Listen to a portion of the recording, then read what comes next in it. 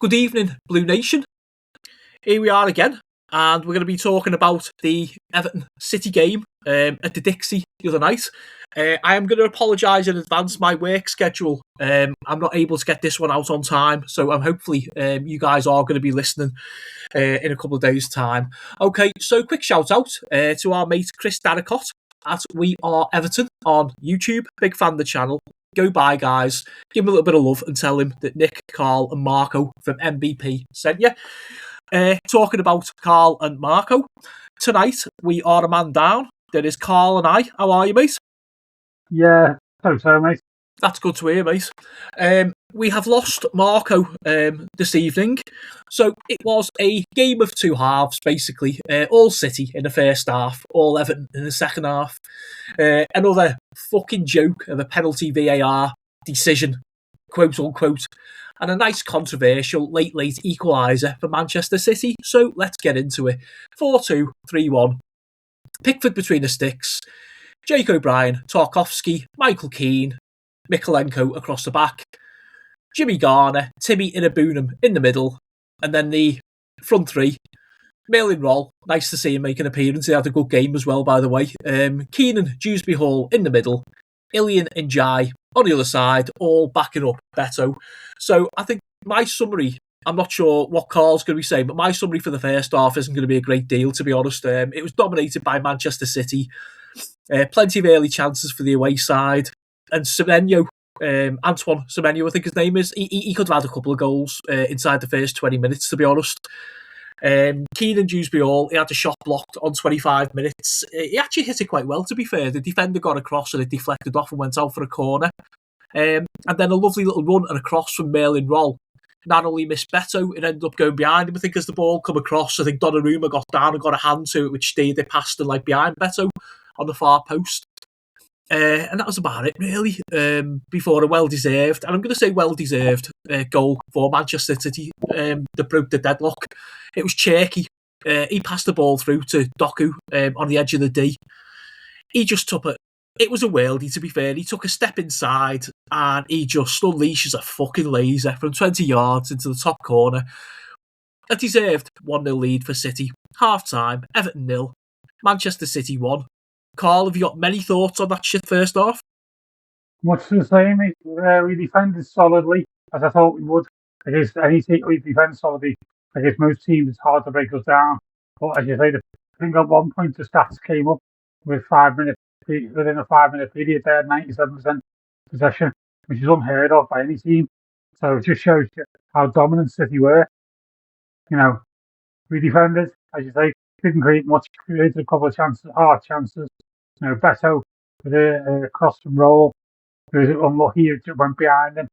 You know, on another day, Donnarumma wouldn't have got his hands to it, or he would have, and it would have just gone straight to Beto, and he would, the form he's in, I think he would have just sliced it in. KDH again, you know, another half chance for him. Probably should have done slightly better, but defending. And I think it was getting towards the end of the first half. I mean, that goal from Doku, there's not much you can do about it. It was a world-class goal. Both of his goals, I want to speak about the second one in the second half to get the draw. Both of his finishes were exceptional, and there wasn't much we could do about it. But at that point, we were so close to half-time. I was just praying that we'd go in at half-time, 0-0, and Moyes could re-energise the team and whatnot, and it just wasn't to be. Their pressure, banging on the door left, right and centre, and in the end it told. And they were probably deserved 1-0 winners at half-time. Yeah, 100%, mate.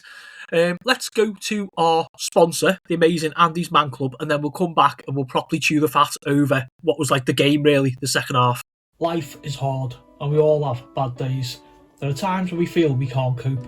This is the time we need to reach out and talk to someone. Andy's Man Club offers local support groups nationwide, running every Monday from 7 p.m, except on bank holidays. In these groups, men can open up about the issues affecting their lives in a safe, non-judgmental environment. Our clubs are designed to be free of pressure. There is no obligation for men to speak, they can simply listen if they wish. Find us today at www.andysmanclub.co.uk. Help one guy, save one life. Andy's Man Club, it's good to talk. Welcome back, guys. So that was our sponsors, the amazing Andy's Man Club. Remember, lads, it's good to talk. So, Everton come out the much better side in the second half, and we should really have equalised. That man, Ilian Njai, he was one-on-one with Donnarumma, and he just shot straight at the keeper. Shooting boots just weren't on for Illy. He probably could have had a hat-trick the other night. And then Everton make a sub on 65 minutes. Thierry Barry comes on for Beto. And then our persistence finally pays off. It's that man, Merlin Roll, who had a hell of a game, to be fair. He plays a ball forward. And it just comes to Mark Gay on the edge of the area. And he just controls the ball like fucking... very, very Virgil van Dijk, turn like the fucking Titanic. The ball comes loose. It looks like he underplayed the pass back to the keeper. And sure enough, there's Thierry Barry. Runs on to the ball. And he just buries a shot past Donnarumma. 1-1 and game on. And to be fair, like the start to the second half we deserved that. And wouldn't you know it, being Everton, 5 minutes later, it's 2-1 to the Blues. Jimmy Garner puts in a corner, and there's big Jakey O'Brien on the near post, just towering header, back of the net, on the near post. And yeah, there we go. And then Everton win a throw-in on 80 minutes. And it's Jake O'Brien again. He had a busy night. He took the throw-in really, really quickly. And Merlin Roll, he just runs onto the ball. He runs down to the City area. There's two defenders. And he just plays a beautiful little ball, like almost like Pro Evolution soccer-wise, like through the middle of the two defenders. And credit again to Thierry Barry. It was a really good finish. He ran onto it. He timed it perfect and all that. It was like a little tapping on the far post. But, and at this stage now, you're thinking the game was put to bed. And then what happens, there's three key factors which I'm going to go into later about why I think we lost the game, and I'm sure you'd all agree with me. But a couple of minutes later, and Everton are just caught sleeping, just by a through ball.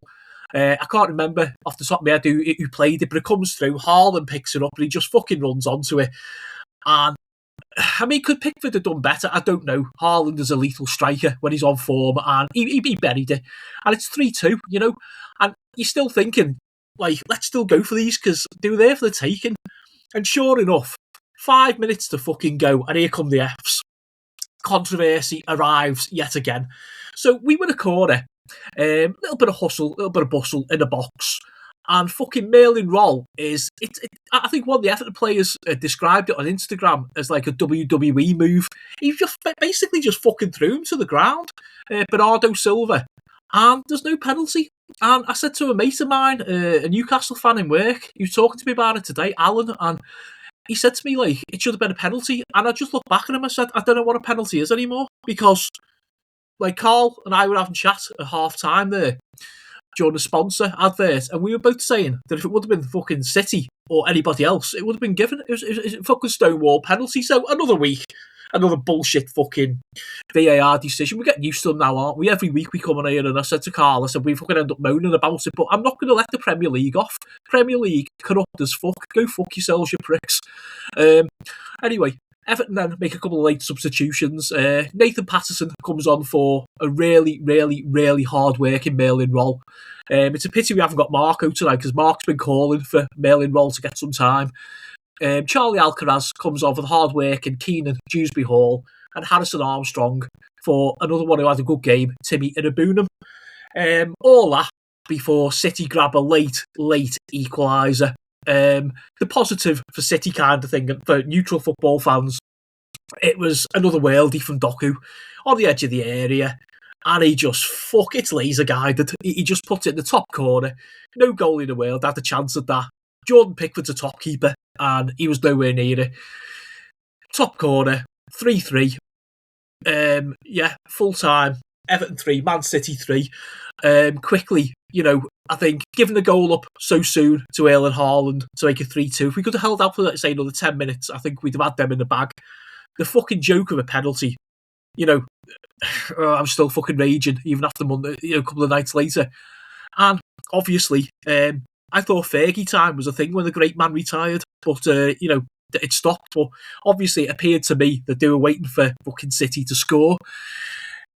An entertaining game for the neutral. I'm hoping the City lost the league at fucking Bramley Moor, like the shite lost the league at Goodison Park the other season. simply because I don't like Pep Guardiola's attitude. He's just an arrogant prick. Sly Sports were like, oh, City this, City that. Nobody said how fucking good Everton played. Do you know what I mean? Carl, I'm raging. Give me a break, mate. Let me breathe. Tell me what you thought. Yeah, that second half was like one of the best we've played all season without actually coming away with a victory. I think the only other time I've seen us play that well in the match was against Chelsea. We battered them 3-0. So, second half, it was really gutting at the end to see us only get a point when we deserved. We deserved 3, well and truly. Second half, we started off really, really well. Passing the ball, chance after chance. Ilian Jai should have had, chance, shots at goal, should have scored 3, at least 2, if not 3. He could have had. On another day, he would have scored at least 1. And then we'd have gone on to win that game comfortably. KDH again, he had chances. So he should have scored at least 1 of them. Again, a bit of an offside with the shooting boots, but after 61 minutes, as you say, we brought Barry on.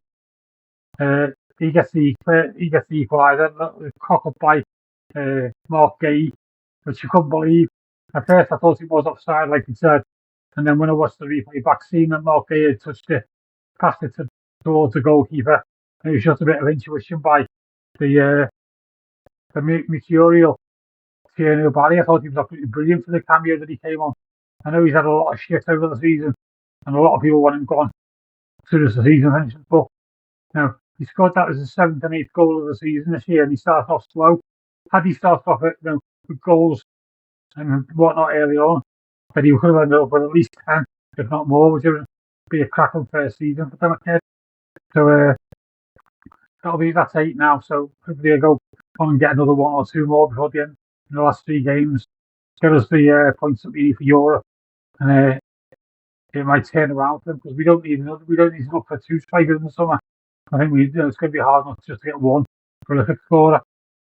So, but I thought he was brilliant. I say 2-1. Jake O'Brien, well deserved goal, brilliant header by him. He's had a few unlucky chances this season. I don't think he had his best game defensively, but then he kept saying to himself and shouting at the screen, he's a fucking centre back. He's not a right back. So to play out of position and play as well as he did, and keep them out as much as he did. I thought back 4 apart from that goal from Haaland in the second half, then I thought the back 4 was quite solid. So Thierry Barry again gets his second goal. That was happened from a cross from Merlin Roll, was it? And then, as you say, you touched on it already, the penalty controversy. It was fucking brought down by Bernardo Silva, as you say. Rugby tackled in the box. Any other team on the planet fucking gets it, not Everton. For some reason, it's like, word in the ear, we're not giving that, that's not a penalty, blah, blah, blah. Whatever it is. It could have been a fucking stonewaller. Actually, I was a few minutes after making them. And then we made it, obviously, that would have made it 4-1. Erling Haaland goes down the other end, fucking straight past our defence. So, Keane and Tarkowski together aren't great. Just too slow. They need a Brantwaite in there, they need someone else. Tarkowski's great when you have to be like, when Brantwaite's there, he's got the pace to get him out of trouble.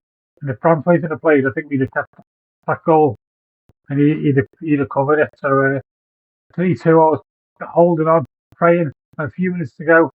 Ball goes up. I was like, fucking how many minutes? Fucking that wasn't. I didn't write out about it. You say the referee what happened on where he wants to City to score clearly. Someone had a fucking backhander going on there, Pep Guardiola with the brown and blue. No judgment, and then into injury time. Doku again with a world class goal. Not much Pep could do about either of the goals. Even Haaland as well, when he got through, you knew there was only, because of his record, there was only one man doing one thing, and that was scoring to make it 3-3. Got it in the end, but if you'd have said to me at the start of the game or before the start of the game, a point against City, I'd have put your hand off because they're by far a better team than most teams in the league, if not all teams in the league. So to get a point at City at home, although it is good when you think about the last 3 games now, we've conceded late goals and lost games. Derby, West Ham, and then throwing away 2 points again today. It's absolutely good. We'd have been guaranteed Europe probably if those results had gone the way they should have gone. So other than that, gutted, but I'm really praying. Can't wait for Palace on Sunday because that is a must win game. Yeah, I can't disagree with any of that, mate. I say it's Palace on Sunday, 2 p.m. kickoff. I still want to keep dreaming. I'm a realist. I think Europe is gone for the reasons Carl had said there. Basically, those points that we had dropped. But you know what? You never know. All we can do, we've got Palace, we've got Sunderland, and we've got Tottenham. We can do something with them three. If we do and results go for us, then Europe is beckoning. But you know what? If it isn't and we finish in the top 10, it's a fucking improvement anyway from what we've had in the other seasons.